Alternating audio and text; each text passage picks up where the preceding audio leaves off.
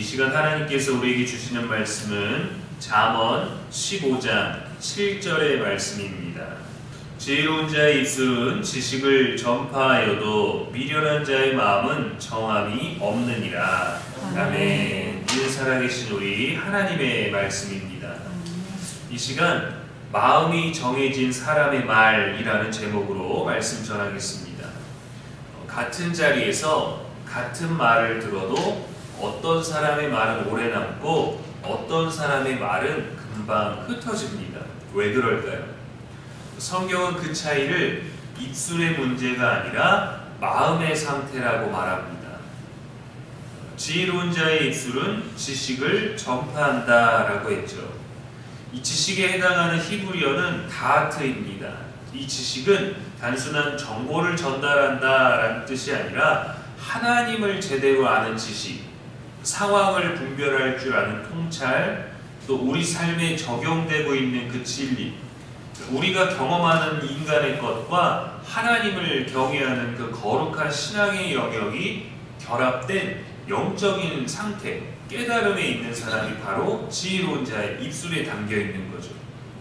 지혜로운 자의 입술은 책에서 배운 말들을 잘 전하는 것이 아니라 하나님 앞에서 살아내고 있는 그 진리를 뜻합니다.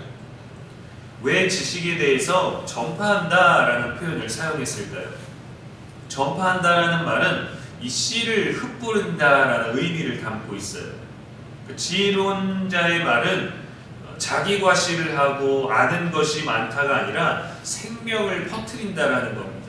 생명을 퍼뜨리는 씨앗이라는 거예요. 왜? 진리를 말하고 있기 때문에. 잠언 12장 18절에 지혜 있는 자의 혀는 양약과 같으니라 했고, 에베소서 4장 29절에 선한 말은 듣는 자에게 은혜를 끼친다라고 했습니다.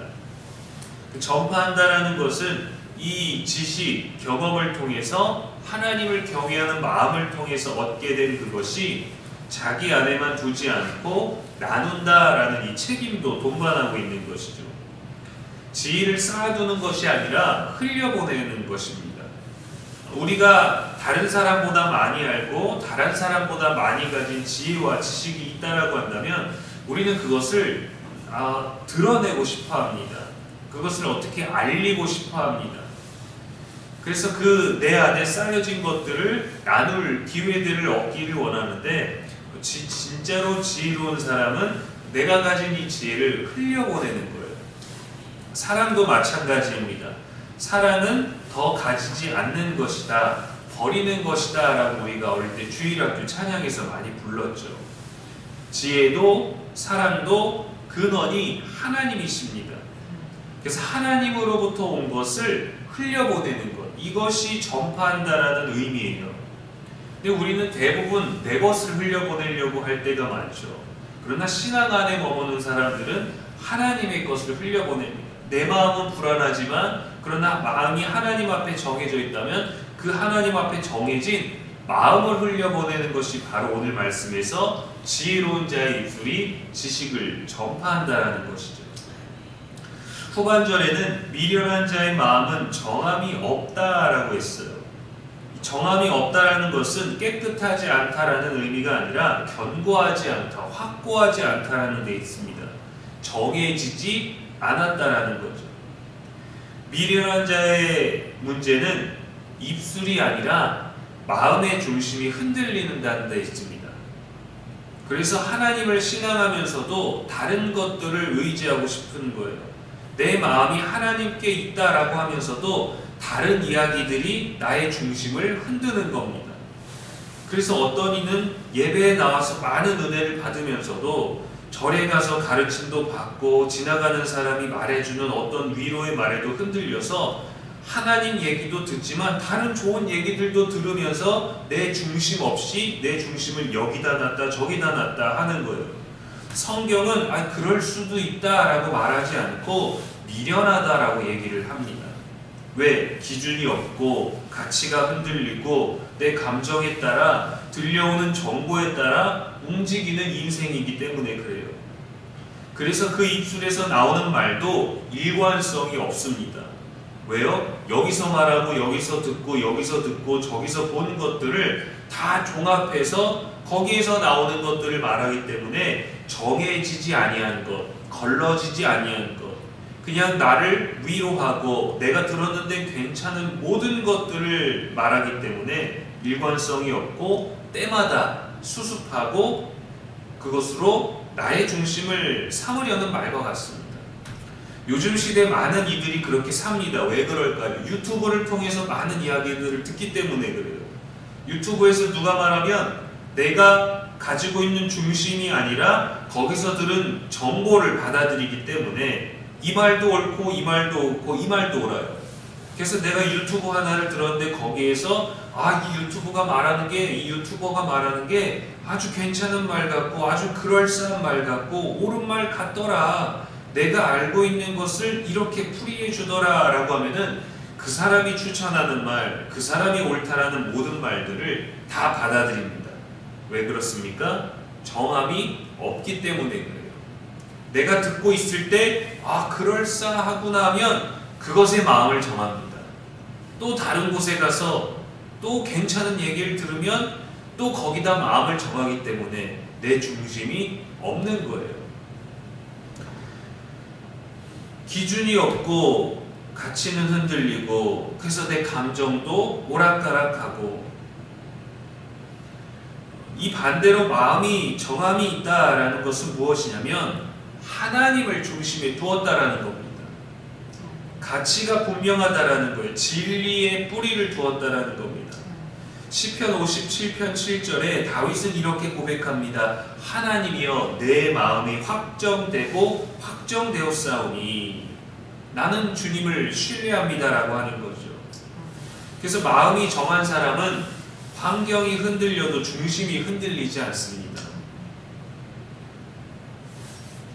베드로는 처음에는 마음이 정해지지 않았어요. 그래서 예수님을 따르겠다라고 스스로 말했지만 위기 앞에서 예수님을 부인했습니다. 통곡했죠. 그러나 부활하신 예수님을 만난 후에는 마음에 정함이 생겼어요. 그의 입술은 두려움 대신에 복음을 전파하는 도구가 되었죠. 그는 예수님이 눈물로 땅에 떨어지는 땀방울이 핏방울이 되도록 기도하셨을 때 그는 깨어있지 못했어요. 그러나 그 이후에 그는 말합니다. 깨어있으라고, 잠들지 말라고 말하는 자가 되었습니다. 왜요? 마음에 정함이 있기 때문이죠. 나의 경험만 있는 게 아니라 하나님에 대한 경외가 마음에 정해져 있기 때문입니다. 마음이 정해지자 입술이 달라졌습니다. 또 예수님의 마음은 흔들림이 없는 순종을 품으셨습니다. 그래서 우리에게 마음이 정해진 자의 언어를 전파하실 수 있었죠. 내 뜻대로 마옵시고 아버지의 뜻대로 되기를 원하나이다 라고 기도하지 않으셨습니까? 이 기도를 우리가 기억하지만 그대로 말하는 것, 그대로 살아내는 것은 쉽지 않습니다. 왜냐하면 내 뜻이 많기 때문이에요. 근데 내 뜻이 어디에 있느냐? 내 뜻은 여기저기서 들은 것들을 종합한 중심이 없는 것들일 경우가 많습니다. 그래서 그러한 마음을 확정하는 것, 바로 예수님의 마음을 담는 것이고 하나님께 중심을 두는 것입니다. 여러 가지의 신을 내 마음에 받아들이고 여러 가지 세상의 방식을 내 마음에 받아들이면 우리는 그 많은 것들을 통해서 더 좋은, 더 견고한 중심을 가질 것 같지만 그렇지 않아요. 그런데 그 반대의 경우를 생각해 볼까요? 어떤 이는 정치에서 뚜렷한 색깔을 가지고 있는 사람들이 있습니다. 신기하게 그런 분들은 마음의 중심을 뒀기 때문에 그 특별한 정치 성향을 가진 사람들이 아무리 잘못을 해도 지지합니다. 왜요? 내 마음의 중심이 그 정치 성향에 정확하게 꽂혀있기 때문이에요. 어떤 일이 있어도, 어떤 일이 내게 들려와도, 어떤 일을 벌여져도 그건 흔들리지 않는데 신기하게 내 신앙에 대해서는 흔들리는 경우가 많습니다. 우리 인간 참으로 특이하죠. 흔들리지 않아야 될 것에는 흔들리고 조금은 흔들릴 줄도 알고 분별할 줄 알아야 되는 것에는 귀가 다치는 경우가 많습니다. 성경은 우리들에게 어떤 마음을 가지라고 할까요? 너희 안에 이 마음을 품으라 곧 그리스도 예수의 마음이니 라고 합니다. 예수님의 마음은 하나님께 완전히 고정되어 있었습니다. 그래서 그분의 입술에서는 항상 생명이 흘러나왔어요. 사람을 살리는 말들이 나왔어요. 용서, 진리, 위로, 소망. 예수님은 마음이 정해진 사람의 완전한 모습이셨습니다.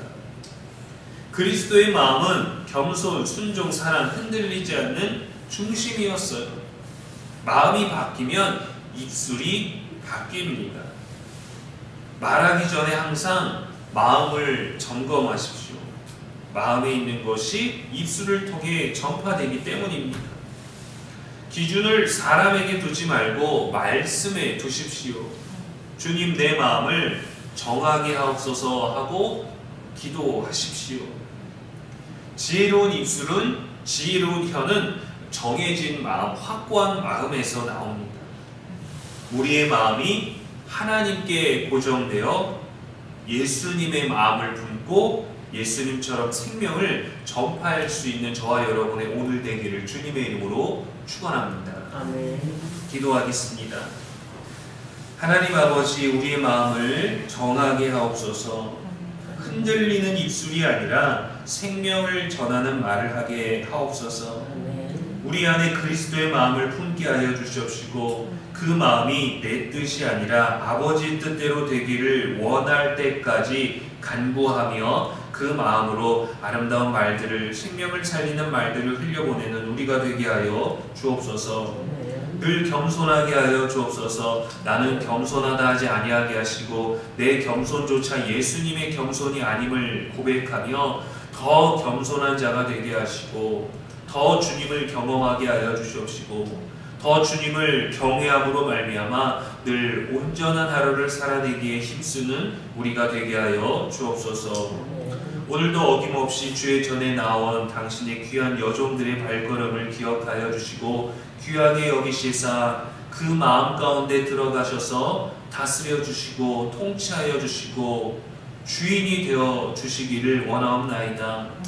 그 마음에 간구하는 모든 기도의 제목들과 마음의 소원들을 주께서 기뻐하사 주님의 뜻대로 이루어 주시기를 원하며 그 눈물을 아시오니 그 간절함을 아시오니 그 입술이 다 말하지 아니할지라도 그 마음에 확정된 것들을 주님께서 선한 길로 인도하여 주시기를 원합니다.